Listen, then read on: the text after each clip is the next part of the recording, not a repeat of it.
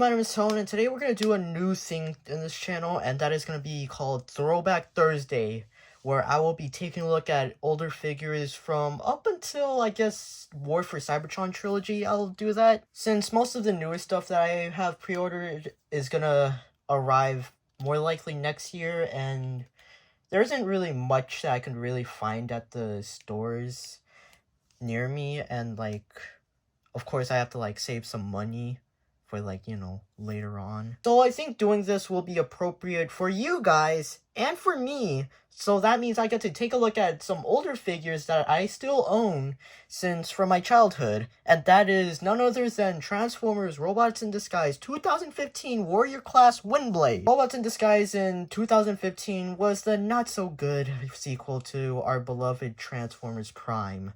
It's mainly about Bumblebee leading his own crew, capturing Decepticons, and yeah, that concept kind of sounds boring. But hey, just like the movies, I mean the Michael Bay movies, the toy line has became a hit during that time, and like, there's some good figures out of this line. And I would consider Windblade to be one of them, because this, plane mode is decent at best for a kid's toy. I mean, you can see the visible arms, and it's kind of annoying, and you can see majority of the kibble. I'm not saying that this plane mode isn't bad. This plane mode could use a little more. What I do like is that these can rotate, and that's pretty cool. And then, of course, the little can spin. But the wings do flap up for some odd reason and doesn't really lock in. Well, I don't think there is any way to lock this in. She does include this big gun, and that can store... Hold up. Right here. And there you go. That's basically weapon storage, and it's not the best. This jet mode isn't my favorite by any means, but I can't wait for the Legacy one to come out. For a size comparison, here she is next to Ratchet.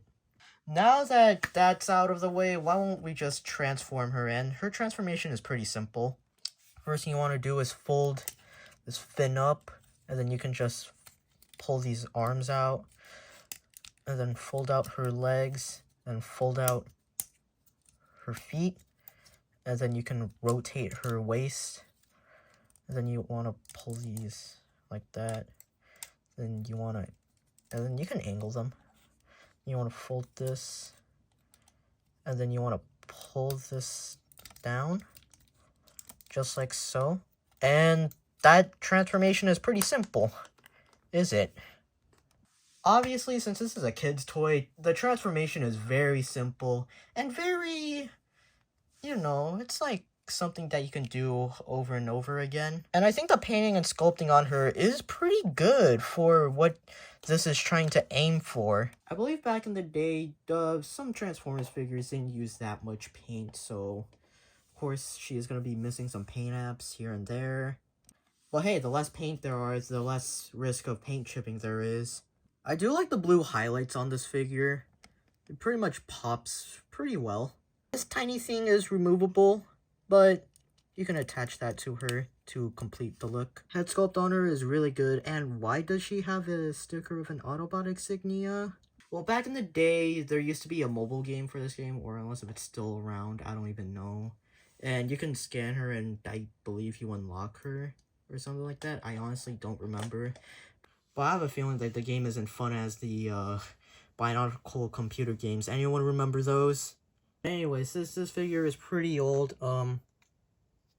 Her knees are pretty loose. Would make sense for her to have some loose joints, but it is what it is. Not a big fan of this backpack. I mean, it could have been worse.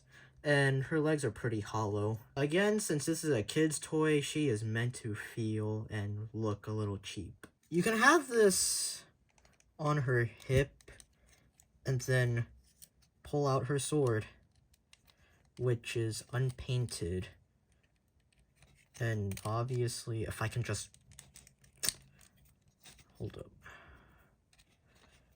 she can hold it just like so. And this pose doesn't look too bad. And speaking of poses, her articulation is pretty good for what it was at the time. She has a ball joint at the head, She can look up and down. Rotation at the arms. Arms moves out. And it's obviously on a ball joint. A bicep swivel that's pretty tight. Bend at the elbow. A waist swivel. Legs are on ball joints. They can do whatever. Even do the split slightly. A thigh swivel. Bend at the knee and a double bend due to transformation. And no ankle pivot because it's 2016 at the time. Posability on her is pretty good, but it's not, good as of today.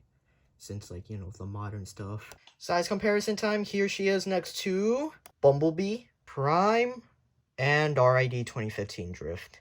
Overall, this figure is pretty good, but obviously it's not, towards the adult collectors nowadays, because, since this is a kid's toy, and not many people would target this figure.